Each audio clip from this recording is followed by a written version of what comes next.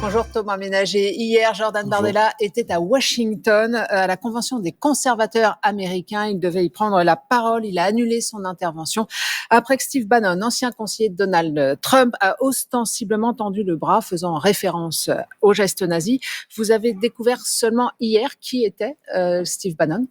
Non, nous avions connu, ça a été rappelé il y a maintenant 8 ans, Steve Bannon, avec qui il y avait eu des échanges, qui n'a jamais été un allié. Ce n'est absolument pas une personne avec qui nous avons eu des positions qui sont alignées, mais vous pouvez échanger avec des personnes avec qui vous êtes en désaccord, sauf à partir d'un moment où il y a une limite qui est franchie, et la limite a été franchie quand Monsieur Bannon a fait ce geste, et Jordan Bardella a fait le choix courageux de ne pas cautionner ce geste, de ne pas parler après Monsieur Bannon, et a fait le choix de revenir en France pour dénoncer un geste sur lequel il ne peut y avoir aucune ambiguïté. Il ne peut y avoir d'ambiguïté sur des gestes fascistes, nazis. C'est contraire aux valeurs que nous portons au Rassemblement national, et c'est la raison pour laquelle Jordan Bardella est revenu en France. Steve Bannon a quand même été conseiller proche avec Marine Le Pen à une époque. En 2018, il était au Congrès à l'époque du Front National, c'était à Lille.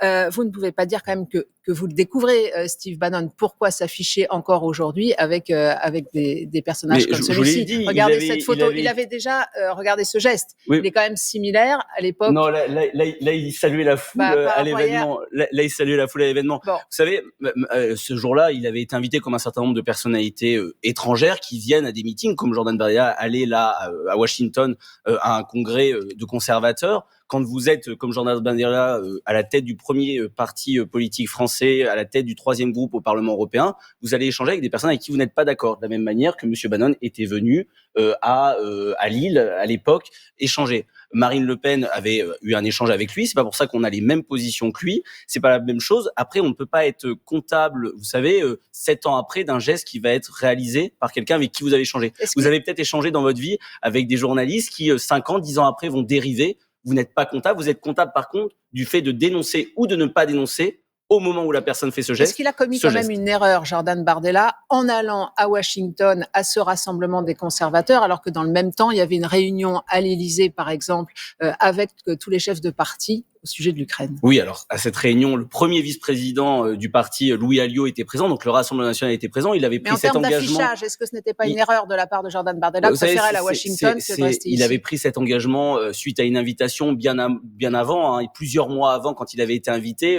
Cette invitation à l'Élysée par le président de la République est arrivée la veille, l'avant-veille, et donc il n'allait pas annuler. Aujourd'hui, le Rassemblement national était présent et il n'a pas commis d'erreur. Il aurait commis une erreur s'il était resté à ce rassemblement et s'il avait cautionné ce geste, ce qu'il n'a pas fait du tout. Alors, Donald Trump est reparti justement à la charge hier contre Volodymyr Zelensky, jugeant que sa présence n'est pas importante à des négociations avec la Russie. Est-ce que vous partagez cet avis? Absolument pas. Il n'y aura pas de paix s'il n'y a pas autour de la table à la fois les Russes et les Ukrainiens, et donc Volodymyr Zelensky, depuis le début, depuis le premier jour, la France et le Rassemblement national a soutenu l'Ukraine face à l'agression russe. Aujourd'hui, on ne peut pas exclure l'un des deux protagonistes. Si les deux ne sont pas autour de la table et n'arrivent pas à trouver un accord avec des forces diplomatiques qui peuvent apporter une solution de pacification, à la fois les Européens et la France particulièrement qui doit tenir son rang, et les Américains. Est-ce qu'on est quand même à un point de bascule là quand on voit la teneur des propos de Donald Trump?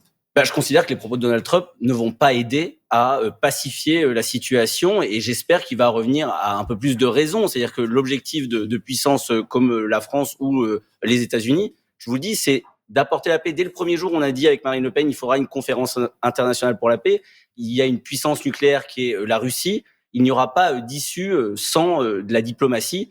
Et aujourd'hui, cette guerre a trop duré, elle a fait trop de morts, et j'espère que tous les partis qui peuvent apporter la paix reviendront à la raison, et notamment M. Trump. Justement, Emmanuel Macron sonne le tocsin, comme il le dit. Le président explique que la France doit se préparer à des sacrifices. Êtes-vous prêt au Rassemblement national à soutenir une nouvelle augmentation des dépenses militaires, quitte à sacrifier finalement d'autres secteurs? Je pense que, comme le dit l'adage, pour préparer la paix, il faut préparer malheureusement la guerre, et que depuis la Seconde Guerre mondiale, on n'a jamais eu une situation géopolitique avec une guerre aux portes de l'Europe, des guerres et des conflits un peu partout dans le monde, qui nous obligent bien entendu à nous réarmer. Et depuis des décennies, l'institution militaire a été affaiblie. S'il faut sabrer des dépenses, je ne sais pas, dans l'éducation, dans l'hôpital, pour fournir des moyens aux armées, Je pense qu'avant d'aller sabrer sur des services publics ou des dépenses d'avenir comme l'éducation, il y a des économies à faire sur le train de vie de l'État, sur les agences, sur l'aide publique au développement, sur l'immigration, des dépenses qui aujourd'hui ne rapportent pas, coûtent beaucoup aux Français et qui pourraient être bien entendu réinvesties. Mais ça sera pas Emmanuel Macron qui devra le décider. Ça devra être décidé à l'Assemblée nationale lors d'un débat, comme on l'a fait déjà et on a déjà augmenté les crédits. Nous l'avions voté au Rassemblement national dans le cadre de la loi de programmation militaire qui déjà augmente fortement les crédits jusqu'en 2030.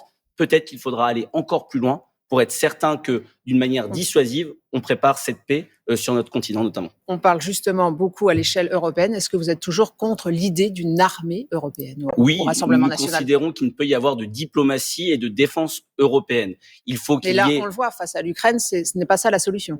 C'est pas comme ça. Il faut qu'il y ait des nations libres, qu'il y ait des armées puissantes, qui puissent avoir des partenariats. On a par exemple déjà des partenariats avec les Belges sur un certain nombre d'armements. Il peut y avoir des partenariats avec plusieurs nations, mais aujourd'hui on peut pas avoir une armée européenne parce qu'on le voit notamment dans le conflit avec l'Ukraine, les positions polonaises, les positions allemandes, les positions italiennes, les positions françaises sont pas totalement alignées parce que il y a des histoires différentes, des situations géographiques différentes, et donc qu'il y ait des partenariats européens, c'est une chose. Qu'il y ait un engagement automatique de la France dans une armée européenne, dans une défense européenne, c'en est une autre. Nous, ce que nous défendons aussi, c'est la préférence française et européenne en matière d'achat d'armes, parce que l'augmentation des budgets militaires aujourd'hui, au sein de l'Europe, vous dites que les partenaires comme les Allemands par exemple, qui disent qu'ils vont continuer à acheter des armes américaines. Et voilà, nous considérons qu'il faut qu'il y ait une priorité française ou européenne, parce que 80% des dépenses militaires des États membres actuellement, des augmentations, ont été pour des pays étrangers, pour des prestataires étrangers à l'Europe. Donc on finance aussi indirectement nos potentiels adversaires militaires. Autre actualité, le salon de l'agriculture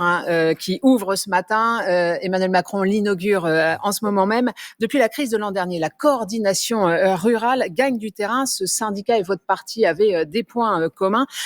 Quelle est votre porte d'entrée pour tisser votre toile en milieu rural, la coordination rurale? Absolument pas. On a des échanges à fois avec tous les syndicats agricoles, la coordination rurale, la FNSEA. Donc tant mieux si certains syndicats ou certaines personnalités voient que le Rassemblement national, c'est ce qui est prouvé, je crois, dans un sondage Odoxa publié hier, est le parti qui défend le mieux les intérêts des agriculteurs, de la ruralité. Et donc, nous, on travaille avec tous les syndicats qui veulent faire avancer la cause agricole. C'est notre rôle, on n'a pas un syndicat attitré. Hier soir, on apprenait la mise en examen d'un ancien surveillant de Bétarame pour viol. Il a été placé en détention. Par ailleurs, une ancienne enseignante porte des accusations contre le couple Bayrou. Est-ce qu'il peut rester en place, François Bayrou, ou vous dites déjà qu'il doit démissionner? Non, nous, on n'est pas du genre à appeler à la démission, on croit en la justice. Il faut que, par contre, François Bayrou soit clair avec sa conscience. Moi, j'ai pas la capacité de sonder les cœurs et les reins et de savoir si François Bayrou est sincère dans le fait qu'il a tout fait et qu'il n'avait pas plus d'informations qui nécessitaient qu'il agisse autrement. Ce qui me gêne un petit peu dans cette histoire Bétarame aujourd'hui, c'est qu'on oublie un peu les victimes de ces violences physiques, de ces violences sexuelles, pour une polémique instrumentalisée notamment un peu par la gauche et l'extrême gauche, par la France insoumise, qui cherche au final à faire à la fois le procès des écoles privées, il y a des choses à dire, et comme dans tous les milieux éducatifs, il va falloir accentuer bien entendu les contrôles pour éviter que ce genre de cas se reproduise, et aussi la tête de François Bayrou. Revenons à la raison, laissons la justice faire son travail, démontrer les responsabilités et travaillons sur le fond pour protéger les enfants. Merci Thomas Ménager. Merci à tous les deux.